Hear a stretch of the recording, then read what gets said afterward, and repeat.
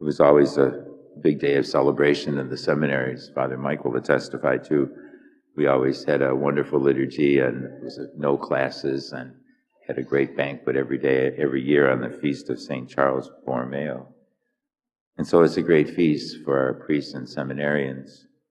St. Charles died at the age of 46, but he did tremendous things in the short span of his life.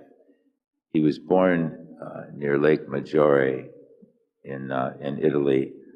His mother was Margaret de' Medici of a noble family.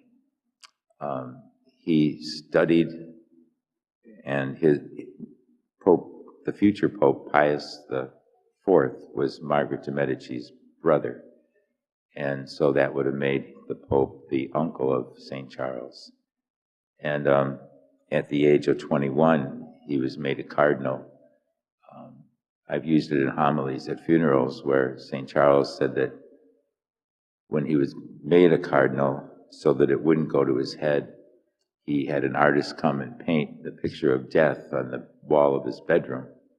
So the artist came and painted the typical scene of a man with a long black robe and a hood and a sickle in his hand. And Charles asked the artist, why the sickle? And he said, well, that's because death just cuts you down and everything's all over.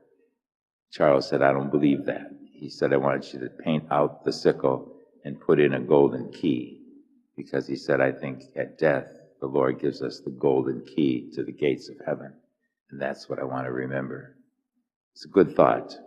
And St. Charles did a lot of reform in the church. There was a lot of reform that needed to be done among the clergy. He incurred many enemies because of that. But he was persistent. He held many high offices in the Vatican. He was made the Cardinal Archbishop of Milan. He established seminaries. Prior to that time, young men who wanted to become a priest would just go and live with the priests, and the priest would teach them about the theology and about pastoral ministry. Charles didn't think that was adequate enough, and he saw abuses because of it. So he established seminaries where young men could be formed in spiritual formation and academic formation for their life as a priest.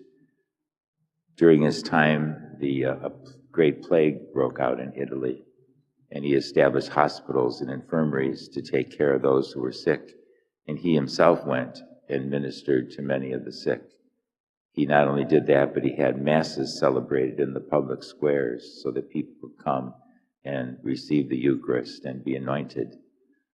St. Charles was a man of great charitable love for his people, and he was known for that, and he drew people to the church because of his love for them. He was 18 years the Archbishop of Milan, and just established so many good things in his lifetime, in a short span of life of only 46 years. So when we read these readings today, they're so appropriate that whatever gifts we have, we use for the love of God and the love of others. And like the Good Shepherd, clergy are called to imitate the Good Shepherd and to watch over the sheep, protect them, and draw them to himself. So St. Charles, who worked hard to implement the reforms of the Council of Trent in his day, and just accomplished so much good in the church. So today we give thanks for his feast. Let us remember all of our seminarians in our prayers, and that through the example of St. Charles, we too may, whatever our walk in life be, show the love of Christ to others. Let us stand and offer our prayers and petitions.